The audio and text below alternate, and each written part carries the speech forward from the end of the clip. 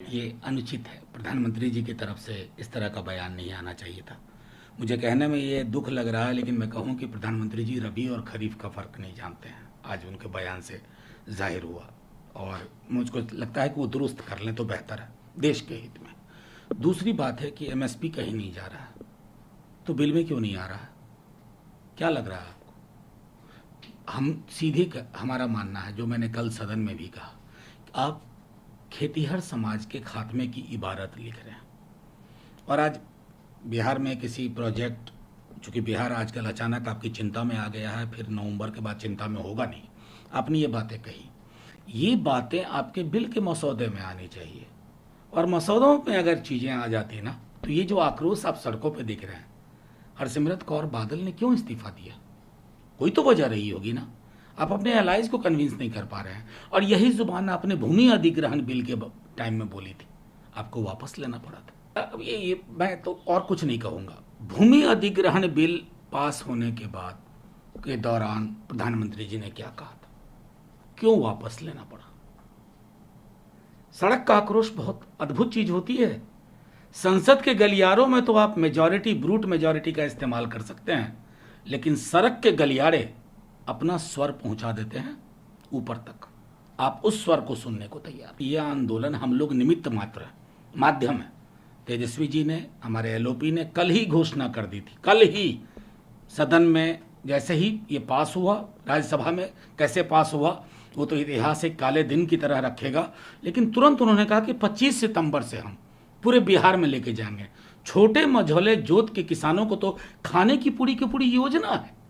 अगर इसके खिलाफ आप नहीं बोलते हैं तो क्या आप सरकार के ऑर्केस्ट्रा में यस सर, साहब तेरे सुबह की जाए, साहब तेरे शाम की जाए? अगर कांग्रेस को ही कॉपी कर रहे हैं तो कांग्रेस को क्रेडिट दे दीजिए, कहिए कि हम जो कुछ कर रहे हैं कांग्रेस के कहने से ही कर रहे हैं। फिर न्याय स्कीम भी लागू कर दीजिए, 8-8,500 रुपया प्रति व्यक्ति के हाथ में दीजिए पर महीने। आधा अधूरा सच नहीं चलता है, और झूठा सच तो कतई नहीं चलता। दो चीजें, कल जो हुआ वो दोबारा ना हो, हम सबको प्रार्थना करनी चाहिए। अशोभनीय, अवांछनीय। लेकिन ये हुआ कैसे? आप किसी घटना को उसके पृष्ठभूमि से अलग करके नहीं देख सकते। आपने ये तय कर लिया कि एक दिन पैदा करना है हठधर्मिता से, और उस दिन में बिल पास करने हैं। राज्यसभा के इतिहास में दिन में बिल पास करने की परंपरा नहीं रही है। ये परंपराएं आपने शुरू की हैं। स्टैट्यूटरी रेजोल्यूशन, अमेंडमेंट्स, आप डिवीजन नहीं ले रहे हैं, कह रहे हैं जगह पे चाहिए।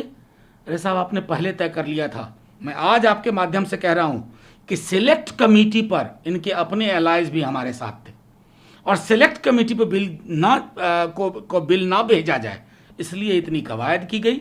जो हुआ वो दुर्भाग्यपूर्ण है, वो दोबारा ना हो, क्योंकि संसदीय परंपरा कलुषित हुई है। लेकिन इस सरकार ने भी ये साबित कर दिया कि ये हमारे इतिहास का ऐसा क्षण था जहां पर संसद को बौना कर दिया गया, अप्रासंगिक कर दिया गया। मैं रविशंकर जी से सिर्फ इतना आग्रह कर सकता हूं कि संसद की जो परंपराएं उन्होंने 2011 से 14 तक देखी थी, उसको एक बार ध्यान में रख लें, जो उन्होंने किया था। एक शेर है, जब कभी दूसरों पे तबसरा कीजिए, सामने आईना रख लिया कीजिए। इस सरकार के साथ दिक्कत है, ये आईना नहीं रखते हैं, पता नहीं कंघी उंगी भी कैसे करते हैं, आईना नहीं रखते हैं सामने। अब ये कह रहे 13 बार का, मैं भी सदन में था, रविशंकर जी तो संभवतः शायद टेलीविजन पे देख रहे होंगे, मैं सदन में था।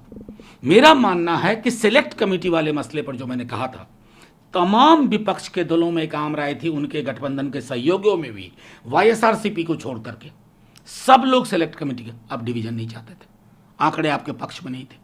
आपने उसके बाद जो घटनाक्रम पैदा किया, उससे वो दुर्भाग्यपूर्ण छवियां हुई। उसके पक्ष में मैं कतई नहीं खड़ा हूं, लेकिन मैं उस पक्ष में भी कतई नहीं खड़ा हो सकता जिससे मेरी संसद को बौना करने की कोशिश की गई, उसको इररिलेवेंट बनाने की कोशिश की गई। किसी राज्य के निवासी और राज्य के लिए शमशान की कल्पना करने वाले लोग भाजपा में ही हो सकते हैं।